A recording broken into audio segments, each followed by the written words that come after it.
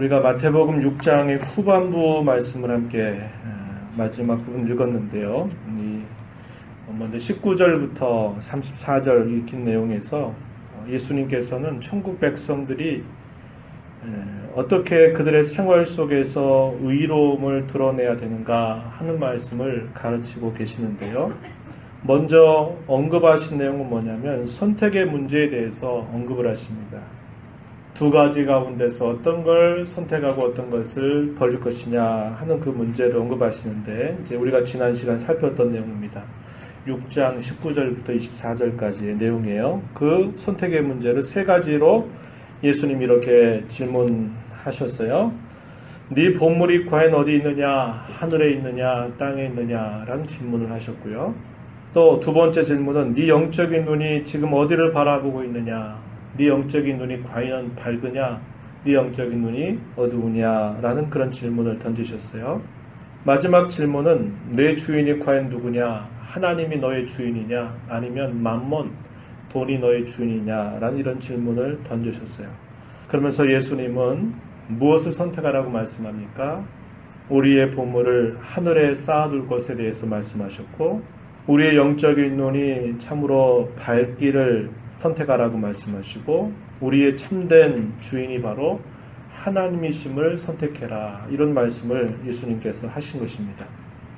이렇게 보물을 하늘에 쌓아두고 영적인 눈이 밝고 또 하나님이 진정한 삶의 주인이 되신다면 이렇게 살라고 말씀하는 거죠. 너희는 세상 가운데 염려와 근심하면서 살지 말고 그 대신에 하나님의 나라와 그의 의를 구하며 살아야 된다. 그렇게 살아가라. 이렇게 마지막 부분에서 말씀하고 있는 것입니다. 오늘 우리가 살피고자 하는 그 주제가 염려와 근심 대신에 하나님의 나라와 그의 의를 구하는 삶. 이것이야말로 우리의 삶의 진정한 우선순위가 된다라는 것을 우리가 함께 생각해 보려고 합니다. 염려 혹은 근심, 이런 문제들을 먼저 한번 생각을 해보죠. 염려 혹은 근심의 횡포는 언제나 저와 여러분을 끈질기게 따라다닌다 하는 사실이에요. 염려는 언제나 우리를 끈질기게 따라다닙니다. 그것은 우리가 이 땅에 사는 동안에는 피할 수 없는 엄연한 현실입니다. 그것은 어떤 의미에서는 우리의 책임이 아니에요. 왜? 우리가 늘 살아가면서 여러 가지 우리의 미래에 관해서 염려하는 일들이 늘 있기 때문에 그런 것입니다. 그러나 이런 문제는 다른 거예요. 그러나 그 염려가 우리의 삶의 주인이 되게 한다든지, 아니면 그 염려가 우리의 삶의 최대의 관심과 문제가 되게 하는 것은, 그것은 곧 우리의 책임이 된다 하는 사실이에요. 우리의 머리 위로 새가 쭉 날아다닌다 생각해 보세요. 우리 머리 위에 새가 참 날아다니는 것을 우리가 어떻게 할 수 없잖아요. 그렇죠? 머리 위에 새가 날아다니는 것은 어떻게 할 수 없어요. 머리 위로 우리가 날아다니는 것은 우리의 손 밖에 있는 일입니다. 그런데 날아다니는 새가 우리 머리 위에 앉아서 우리 머리 위에다가 둥지를 튼다든지, 혹은 우리 머리 위에 앉아서 똥을 싸게 하는 것은 우리가 할 수 있나요, 없나요? 할 수 있는 겁니다. 우리 머리 위에 둥지를 틀도록 하는 것은 우리의 책임이에요. 우리 머리 위에 새가 앉아서 똥을 싸게 하는 것도 우리의 책임입니다. 우리 머리 위에 날아다니는 거 어떻게 할 수 없어요. 그러나 새가 내 머리 위에 찾아와서 둥지를 짓거나 똥을 싸게 하는 것은 우리가 막을 수 있는 일이고 할 수 있는 일이다 하는 것입니다. 우리가 이 땅에 육신의 장막을 입고 이 땅에 살아가는 동안에 우리의 미래에 관한 한 우리가 알 수 없어요. 미래는 하나님 안에 감추어두었기 때문에 우리가 살아가면서 미래에 대해서 염려하고 걱정하는 것들은 어쩔 수 없이 늘 따라다니는 문제라는 겁니다. 그러나 그 염려하는 문제가 내 인생에 있어서 가장 최대의 관심사가 되게 한다든지, 그 염려의 문제 때문에 내 삶이 그 염려에 의해서 끌려다니는 삶을 산다. 이것은 결국 우리의 책임이 된다 이 말입니다. 그래서 이런 부분들을 우리가 잘 점검해야 돼요. 염려가 우리의 주인이 돼서 우리를 지배하기 시작하면 우리의 인생 전체를 완전히 마비시켜버릴 수 있어요. 염려거리가 우리의 삶의 주인이 되지 않게 해야 한다는 것입니다. 염려는 어렵지 않게 저와 여러분의 목숨과 인생이 돈에 달려있다 이런 생각을 부추기고, 염려는 또 우리에게 있어서 입고 마시고 또 먹고 살아가는 이런 문제에 달려있다라고 우리를 부추길 수 있는 거예요. 돈만 있으면 다 해결되는데, 먹는 것도 해결되고 입는 것도 마시는 것도 우리가 거주하는 문제들도 다 해결되는데, 내 인생의 문제는 돈이 많은 거에 있다, 이런 생각을 끊임없이 우리가 이 땅에 살면서 부딪히게 되죠. 또 그것을 우리에게 부추기는 겁니다. 너 돈만 있으면 다 되잖아. 돈만 있으면 네 문제는 다 해결될 수 있어. 이렇게 끊임없이 우리를 향해서 부추긴다 이 말이죠.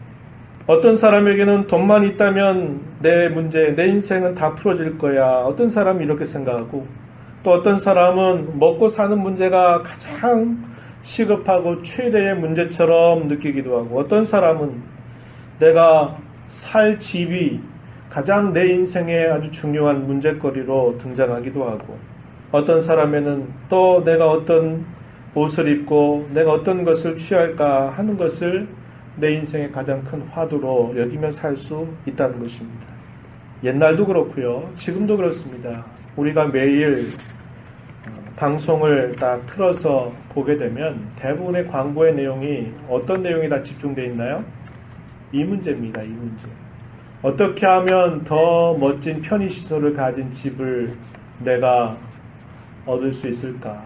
또 내가 살고 있는 집을 어떻게 하면 더 멋지고 아름답게 꾸밀 수 있을까? 또 어떻게 하면 내가 입는 옷을 더 아주 멋있게, 더 아름답게 입을 수 있을까?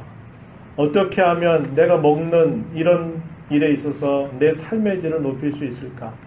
이런 것들이 끊임없이 우리가 TV를 틀거나 잡지, 책을 열어서 보거나 어떤 것들을 볼 때마다 우리의 인생의 큰 화두로 이것을 항상 보여주고 있는 거예요. 그려주고 있습니다. 그래서 열심히 땀을 흘리고 노력을 하고 돈을 벌어가지고 나도 저 옷 좀 사 입고 싶다. 나도 저것 좀 소유하고 싶다. 나도 저것 좀 먹어보고 싶다. 이런 사람의 마음을 끊임없이 부추겨서 우리의 인생의 전체의 화두가 마치 거기에 달려있는 것이냐 끊임없이 우리를 끌고 간다는 겁니다. 그런 것에 끌려다니는 것은 누구 책임이라고요? 우리의 책임이라는 거예요. 하나님 앞에서 우리의 책임이라는 겁니다. 죽을 때까지 이 염려의 문제는 우리를 끈질기게 따라다녀요. 끈질기게 따라다닌다 이 말이죠. 그러나 그것이 우리를 따라다닌다 하더라도 그것이 우리에게 주인 행세하도록 우리가 해서는 절대로 안 된다는 것입니다. 또 생각하는 것은 뭐냐면 이 염려는 근본적으로 우리의 믿음과 우리의 상식에 어긋난다는 거예요. 첫 번째로 먼저 생각해 보는 것은 이 염려는 우리의 믿음과 반대된다고 하는 사실입니다. 성경 우리에게 이렇게 가르쳐줘요. 우리의 생명과 우리의 삶은 하나님께 달려있다라고 이렇게 가르쳐 주고 있습니다. 저와 여러분에게 생명을 주신 하나님은 우리의 생명을 언젠가 거두어 가실 것입니다. 우리가 생명을 가지고 이 땅에 태어나서 우리의 생명을 취하시는 때까지, 이걸 두고 뭐라 그러죠 우리가? 인생이라고 그러죠. 인생이라고 하는 겁니다. 우리의 목숨이 이 땅에 주어진 것, 그리고 우리의 목숨을 거두어 가시는 그때까지, 우리가 태어나서 죽을 때까지 이 모든 것들을 두고 인생이다 이렇게도 말하고, 또 생활이라고도 말하고, 그걸 두고 다르게 삶이라고도 말해요. 그래서 놀라운 건 뭐냐면 성경은 이 우리의 생명과 우리의 삶의 주관자가 하나님이시다 가르쳐요. 그 영어로 볼 때도 생명을 뜻하는 말이 life라고 하는 말이죠. 이 life라고 하는 말의 또 다른 뜻은 뭐가 있냐면 삶이라고 하는 뜻이 있고 인생이라고 하는 뜻이 있고 또 생활이라고 하는 뜻이 있어요. 그래서 하나님이 우리에게 목숨을 주셨다 하셨을 때는 우리에게 인생을 주셨다는 것과 똑같은 것입니다. 그런데 하나님 우리에게 그분이 우리에게 생명의 주관자가 되신다는 것은 우리 인생의 주관자가 되신다는 것과 다른 말이 아니라 똑같은 말이에요. 그래서 우리의 목숨이나 생명과 우리의 삶이라고 하는 것은 뗄 수가 없어요. 긴밀합니다. 긴밀하게 돼 있어요. 그 말은 하나님 우리의 생명을 책임지신다, 이 말은 하나님 우리의 인생, 우리의 삶 전체를 책임지신다는 말과 똑같은 말이라고 하는 거예요. 성경은 끊임없이 강조합니다. 하나님이 주권적으로 이 모든 세상을 다스리고 우리의 삶을 다스린다고 하는 사실, 그리고 하나님은 그뿐만 아니라 특별히 자신의 자녀로 삼으신 그러한 자들에게 아버지가 되셔서 그들을 언제나 돌보신다라고 하는 사실을 끊임없이 강조하고 있습니다. 관대하시다, 이 말입니다. 하늘 아버지가 되셔서 그의 자녀를 돌보신다라고 성경은 대단히 강조하고 있는 거예요. 하지만 사탄은 끊임없이 우리가 섬기는 하나님은 그렇게 관대하신 분이 아니라고 우리를 끊임없이 부추깁니다. 첫사람 아담과 하와가 에덴 동산에 있을 때 하나님이 다 주시면서 한 가지를 제한을 두셨는데 사탄은 어떻게 합니까? 그 한 가지 제한동을 가지고 하나님을 의심하게 만드는 거예요. 하나님은 차라리 주려면 다 줄 것이지 왜 이거 하지 말라고 그러냐? 여기에 뭔가 큰 비밀이 있다. 이렇게 거짓말을 해가지고 하와로 하여금 그것이 보암직도 하고 먹음직스럽게도 하고 탐스럽게도 하는 마음을 부추겼습니다. 그래서 그 실과를, 금단의 실과를 따먹게 됐죠. 그래서 어떻게 했습니까? 모든 인류를 타락으로 몰아넣는 장본인이 되고 말았다는 거예요. 사단은 이토록 하나님은 그렇게 우리에게 그렇게 좋은 분 아니야. 그렇게 관대하신 분 아니야. 하나님 그렇게 말씀하지만 실제로 봐라. 하나님 너한테 어떻게 그렇게 해주고 있냐. 이렇게 우리에게 부추기는 그러한 일을 끊임없이 하고 있다는 겁니다. 우린 이것 사이에서 끊임없이 갈등해요. 내 눈앞에 지금 그것이 보여지지 않고 손에 잡히지 않아요. 그러면 사탄이 우리 안에 부추기는 그 마음이 더 많은 것 같아요. 의심하게 만들어요. 아, 이건 안 되겠다. 이건 내가 어떻게 해봐야 되겠다. 그래가지고 내가 내 생각을 가지고 무엇인가를 하려고 아둥바둥 하게 됩니다. 그래서 결국 뭐를 불신하게 만들어요? 하나님이 내 삶을 돌봐주시는 하늘 아버지가 되신다고 하는 사실을 결국 저버리게 만드는 것입니다. 생각으로는 입술로는 고백하게 만들면서도 정작 마음으로는 그 사실을 의심하게 만들고 내가 무엇인가를 어떻게 꼭 해버리고 마는 그런 일을 꼭 저지르게 만든다, 이 말입니다. 그럴 때 저와 여러분이 마땅히 하나님 앞에 반응해야 될 합당한 자세는 뭘까요? 그분이 이렇게 누누이 강조하셨어요. 하나님께서 이 땅의 모든 일뿐만 아니라 우리들을 그분의 주권적으로 그분이 우리를 다스리고 계신다고 하는 것과 그분이 우리의 삶을 보살펴 주겠다고 하시는 그분의 약속의 말씀을 믿고 신뢰하는 것이 우리에게 마땅한 태도라는 거예요. 믿고 신뢰하지 않게 될 때 그 염려가 결국 우리의 삶을 지배하고 끌고 가게 된다, 이 말이죠.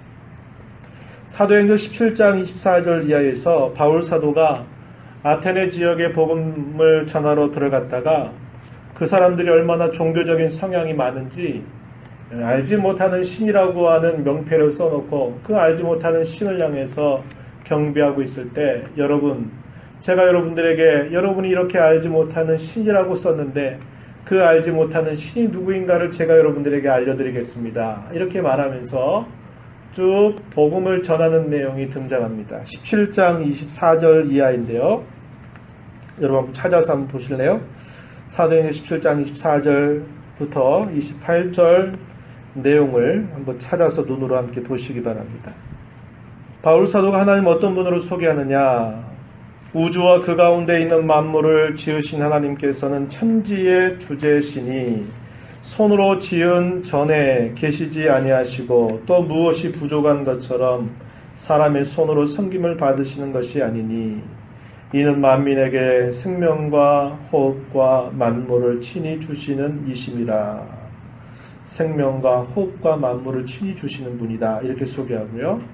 그 다음 구절입니다. 인류의 모든 족속을 한 혈통으로 만드사 온 땅에 살게 하시고 인류의 모든 족속을 한 혈통으로 만드셨다. 첫 조상 아래 태어나게 하셨고 마침내 이 인류의 종족들이 바벨탑 사건 이후에 어떻게 되나요? 자신들의 언어와 그 문화와 관습을 따라서 서로 갈라지게 됩니다. 그래서 오늘날 세계 인구가 이렇게 다양한 인종을 이루게 됐어요. 자, 모든 족속을 한 혈통으로 만드사 온 땅에 살게 하셨다. 이 말은 사람이 사는 그런 영역들을 하나님이 정해 주셨다는 거예요. 그들의 연대를 정하셨답니다. 그들의 연대, 시간을 정하셨대요. 크게는 그들이 무엇인가를 이루어서 나라를 이루었을 때 그 나라의 흥망성쇠를 하나님이 정하셨고, 작게는 자신들에게 생명을 주신 하나님이 자신들의 생명을 취해가시는 때, 즉 자기 인생의 수명이 어떠한 것인가를 하나님이 정하셨다라고 이야기합니다. 거주의 경계를 한정하셨다. 어느 지역에서 얼마 동안 살게 될지 이런 것들을 하나님께서 다 정하셨다라고 이렇게 말씀해요. 그래서 하나님은 사람의 이 모든 생명을 주장하고 사람의 삶을 주장하고 더 큰 환경들을 다 주관하고 정하신 분이다. 이렇게 소개합니다. 왜 이렇게 하셨는가? 이는 사람으로 하나님을 더듬어 찾아 발견하게 하려 하심이로되 그는 우리 각 사람에게서 멀리 계시지 아니하도다. 우리가 그를 힘입어 살며 살아간다 이 말이죠. 기동한다, 움직인다 이 말입니다. 존재한다. 하나님 때문에 우리가 이 땅에서 생명을 받아서 이 땅에 산다 이렇게 말했어요. 살며 움직이며 존재케 하시는 하나님, 이렇게 소개하고 있다는 겁니다. 하나님이야말로 이 모든 세상을 주관하시는 분이고 그분의 주권을 따라서 그것을 이끌어 가시는 분이다, 이렇게 소개를 쭉 해주고 있는 것입니다. 우리가 하나님의 주권과 그분의 아버지로서 베푸시는 관대하심, 돌보심을 믿는다면 우리는 염려를 극복할 수 있습니다. 오늘 우리가 읽은 본문 속에서도 이 사실을 대단히 강조하고 있어요. 마태복음 6장 25절부터 쭉 이하에 주어지는 말씀의 내용을 보면은 이렇게 예수님께서 말씀하시죠. 25절에 이렇게 말합니다. 그러므로 내가 너희에게 이르노니 목숨을 위하여 무엇을 먹을까 마실까 입을까 염려하지 말라, 이렇게 말했어요. 염려하지 말라 이렇게 말씀하십니다. 또 염려하지 말라라는 말씀이 31절 가서도 보면 그러므로 염려하여 이르기를 무엇을 먹을까 무엇을 마실까 무엇을 입을까 하지 말아라, 이렇게 예수님께서 말씀하세요. 염려하지 말아라, 염려하지 말아라 이렇게 말씀하십니다. 왜 그런가요? 말씀하시기를 너희 하늘 아버지께서 길러주신다 이렇게 표현했습니다. 26절 보면요, 뭐라고 말해요? 공중의 새, 예를 들어가지고 공중의 새도 너희 하늘 아버지께서 기르시나니 너희는 이것들보다 귀하지 아니하냐. 공중의 새를 기르시는 하나님은 그보다 더 귀한 너희들을 길러주시지 아니하시겠느냐, 이렇게 말하는 겁니다. 30절에 가서 보면 또 무슨 말씀을 하시냐면, 자, 오늘 아궁이에 있다가 던져지는 들풀도 하나님이 이렇게 입히시거든 하물며 너희 일까 보냐. 하나님이 이렇게 입히시거든 하물며 너희 일까 보냐, 이렇게 또 말씀하세요. 하나님은 입히신다는 겁니다. 먹여서 기르시기도 하고 입히시기도 한다 이렇게 얘기하여, 그리고 32절 가서 보면은 또 뭐라고 말해요? 하늘 아버지께서 이 모든 것이 너희에게 있어야 할 줄을 아신다. 하나님은 길러주신다. 하나님은 입혀주신다. 하나님은 너희에게 무엇이 있어야 할 줄을 아시는 분이다. 이렇게 말씀하면서 너희가 염려하지 말아라, 이렇게 말씀하시는 내용을 우리가 볼 수 있다는 겁니다. 그래서 하나님의 주권을 우리가 성경이 가르치는 대로 믿는다면, 그분이 하늘아버지로서 우리를 돌봐주시는 그 성경의 확고한 증언을 우리가 믿는다면 우리는 이 염려를 극복할 수 있게 된다, 이렇게 말씀하고 있는 겁니다. 두 번째 우리가 생각하는 건 뭐냐면, 염려라고 하는 것은 굉장한 낭비를 우리에게 가져다 주고 괴로움을 우리에게 갑절로 가져다 준다라는 사실입니다. 염려는 우리의 많은 시간과 우리의 생각, 또 우리의 삶의 많은 에너지들을 낭비하게 만들어요. 이게 될까? 안 될까? 안 되면 어떡하지? 하는 그런 많은 생각들로 인해서 우리의 많은 부분들을 결국 허비하게 만드는 장본인이 됩니다. 사실상 염려는 되게 미래에 속한 것이죠. 미래가 어떠할지 우리가 알지 못하기 때문에 그렇게 안 되면 어떡할까? 그렇게 되면 좋겠는데 안 되면 어떡할까? 이런 생각을 하는 것이 되게 염려의 시작입니다. 그런데 염려는 되게 우리의 본성은 어떻게 해요? 미래에 속한 일을 지금 그 문제를 가지고 될까 안 될까를 계속 가늠해 보는 겁니다. 되면 좋겠는데 안 되면 어떡하지? 하는 거예요. 있을 일이 아니라 있을 수도 있고 없을 수도 있는 일인데 우리는 그것이 마치 있게 될 것처럼 지금 그것을 끌고 와가지고 그것을 지금 그렇게 되면 어떻고 크게 안 되면 어떻고 하는 것에 염려하게 된다 이 말이에요. 염려한 것이 현실이 되면 어떻게 될까요? 이거 안 되면 어떡하지? 이렇게 내일 있게 될 일들을 염려했는데 실제로 하루가 지났더니 안 되면 어떡하지 했는데 실제로 안 됐어요. 그럼 오늘 염려했죠. 내일 또 닥쳐가지고 또 뭐예요? 내일 또 염려하는 겁니다. 야, 어제 안 될 것 같이 생각이 되더니 진짜 안 됐네. 그래서 똑같은 일을 어제도 하고 오늘도 하는 거예요. 두 번 한다 이 말입니다. 그런데 이런 경우도 있죠. 이거 안 되면 어떡하지 염려했는데 다음날 그게 내가 생각했던 게 아니라 전혀 다른 대로 될 수도 있어요. 그렇죠? 그러면은 사실은 염려하지 않아도 될 문제를 미리 끌고 와가지고 오늘 그 문제를 가지고 막 염려하니까 안 해도 될 염려를 적어도 한 번은 하는 거예요. 그렇죠? 염려는 미래에 있게 될 일을 염려하는 거거든요. 근데 그것을 지금 가지고 와서 한다 이 말이죠. 언제 있게 될지도 모르는 그 일을 지금 가져와가지고 그거 되나 안 되나 그거 가지고 계속 씨름한다 이 말이에요. 안 되는 경우도 많습니다. 아, 그런 일이 없었으면 좋겠다. 그런데 실제로 없이 지나갈 일도 많이 있어요. 또 실제로 그렇게 될 수도 있어요. 그러니까 사실 염려한다고 해서 우리가 어떤 문제를 해결하고 하는 것도 아닌데 우리는 항상 그 염려를 끌고 오다 보니까 그것 때문에 우리의 많은 부분을 허비하게 되고 또 우리가 그 염려 때문에 괴로움을 적어도 한 번, 두 번 그 이상을 그 괴로움을 당하게 된다고 하는 것입니다. 오늘 본문에서 예수님이 이렇게 말씀하셨어요. 27절에 염려하는 것이 너희의 키를 한 자라도 더할 수 있겠느냐라고 물으셨어요. 키라는 말이 뭐냐면 우리 지금 키, 실제적인 키를 말하는 거예요. 네 키가 한 자라도 더 클 수 있겠냐는 거예요. 염려한들 그 염려가 너에게 어떤 유익이 있겠냐는 거예요. 아무런 유익이 없다는 거죠. 또 이 키라고 하는 말을 다르게는 목숨이라고도 번역이 되는데요. 그렇게 바꾸면 어떤 말입니까? 염려가 너의 생명을 1시간이라도 더 늘려줄 수 있겠느냐? 이렇게 묻는 거예요. 무슨 말이에요? 늘려줄 수 없다는 거예요. 단축하면 단축시켰지 늘려줄 수가 없다는 거예요. 34절에서 뭐라고 말했어요? 한날의 괴로움은 그날로 족하다 이렇게 말씀하셨어요. 한날, 그날의 괴로움, 한날의 괴로움이라고 하는 것은 괴로움이라는 게 뭘까요? 염려해가지고 그 염려 때문에 얻는 결과들이죠. 염려하니까 괴로움이 따라온다 이 말입니다. 그 괴로움은 그날로 족하다라고 이야기하는 거예요. 그날 염려는 그날 해도 늦지 않다. 그날 해도 된다는 거예요.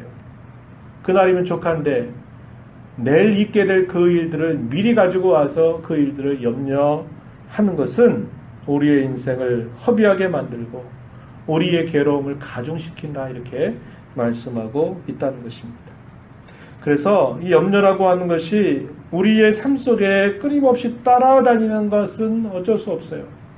하지만 그 염려가 우리를 이끌고 가고 우리를 계속 우리 앞잡이처럼 우리를 끌고 가는 일이 되는 것은 우리의 기본적인 믿음과 완전히 반대되는 일이고 또 하나는 우리의 일상적인 상식에 비추어 봤을 때도 그 염려는 우리의 상식과도 맞지 않다 이 말입니다. 우리 현실과 맞지 않다는 거예요. 그래서 그러한 염려를 하지 말라라고 말씀하시는 겁니다. 주님께서 오히려 뭐라고 말씀하셔요? 오늘 우리가 읽은 본문 가운데서 31절부터 33절에 보면은 뭐라고 말씀하시나요? 다 이런 염려들은 다 이방인들이 구하는 것이다. 하지만 하늘 아버지께서는 너희에게 이 모든 것들이 있어야 될 줄을 아신다. 이 말은 돌보신다, 입혀주신다, 먹여주신다 라고 하나님 이렇게 말씀하신다는 거예요. 그러니 그런 것에 마음 빼앗겨 살지 말고 뭘 하는 거예요? 먼저 그의 나라와 그의 의를 구하라 이렇게 말씀하세요. 그것이 우리의 삶의 궁극적인 관심이 되어야 된다. 우리의 삶에 무엇보다도 우선적인 순위가 되게 해야 된다. 예수님이 이렇게 말씀하시는 것입니다. 하나님의 나라가 어떠한 나라라고 그랬나요? 그분의 말씀과 그분의 영으로 다스리는 나라다. 이렇게 우리가 함께 생각했었죠. 하나님의 의익은 어떤 무엇일까요? 그 나라의 열매를 뜻한다. 이렇게 보면 될 것입니다. 이것은 복음을 전하는 일과 그 복음에 따라 살아가는 그러한 세력들, 그리고 종교적인, 도덕적인, 사회적인 책임을 표현하는 그런 말씀의 내용이 된다는 겁니다. 여기에 우선적인 삶의 관심을 두어라. 여기에 가장 삶의 우선권을 두면서 살아가라. 그러면 하늘아버지께서 너희 살아가는데 인생 전체 속에 필요한 것들을 하나님이 돌봐주신다, 공급해 주신다 라고 말씀하는 거예요. 염려하지 말라는 거예요. 그런 것에 끌려다니지 말라는 거예요. 먹고 마시고 입을 것, 그분이 우리에게 생명 주시면 그 생명 다해서 부를 때까지 하늘아버지께서 우리에게 먹여주신다고 약속하고 있으니 거기에 마음을 쓰지 말고 이 땅에 우리를 보내주신, 우리에게 생명 주신 그분의 뜻, 그게 뭡니까? 하나님의 나라와 의를 구하는 삶을 따라서 살아가도록 해라. 이것을 주님이 말씀하시는 것입니다. 말씀을 정리하면서 다시 한번 확인하기를 원하는 것은, 우리 사람은 이 땅에서 그저 먹고 마시고 입는 것으로 만족하며 살도록 지음받은 존재가 아니에요. 이 땅에서 먹고 마시고 입고 사는 것에 만족하며 살라고 우리를 죄로부터 건져주시는 것도 아니라는 것을 우리는 기억해야 합니다. 염려가 우리의 인생 살아가는 매일매일 동안 늘 따라다닐 수는 있지만은 그것이 우리의 삶을 지배하도록 해서는 안 돼요.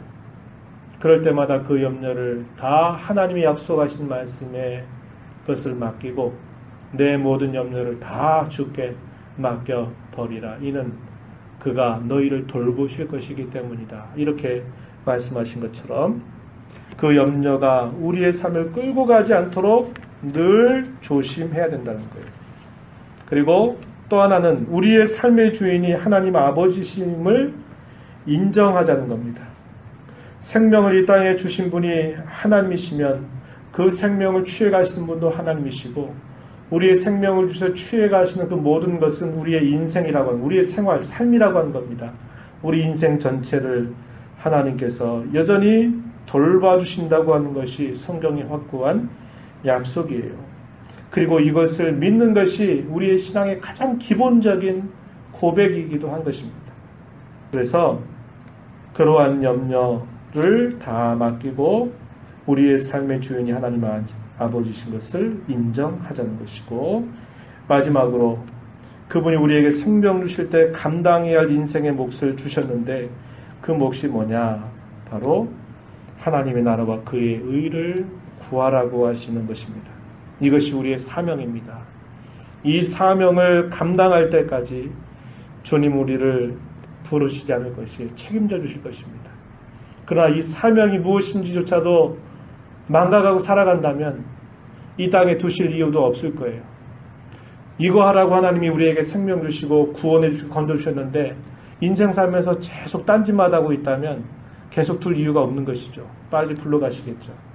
사명을 우리가 알고 그 사명을 이행하고 그 사명을 감당하고자 하는 한 하나님은 우리를 결코 데려가시 않으실 수 있다는 것을 기억하고 우리가 죽을 때까지 가장 우리의 인생의 관심으로 둬야 될 게 뭐냐? 하나님의 거룩한 나라가 임하기를, 그분 나라의 그 열매, 거룩한 의로운 열매가 맺어지기를 가슴에 품고 임종까지 가는 자세를 가져야 될 것을 우리에게 가르쳐 주는 것입니다. 이런 하나님의 말씀을 우리 마음에 간직하고 염려를 다 떨쳐버리고 하나님께 의지하고 오직 그분이 우리를 이 땅에서 생명 주시고 우리를 죄와 진토와 파멸로부터 구원해 주신 그 하나님의 기대, 그분의 관심을 생각하면서 그의 나라와 의를 구하는 일에 우리의 삶이 집중하며 살아가게 되기를 진심으로 바랍니다.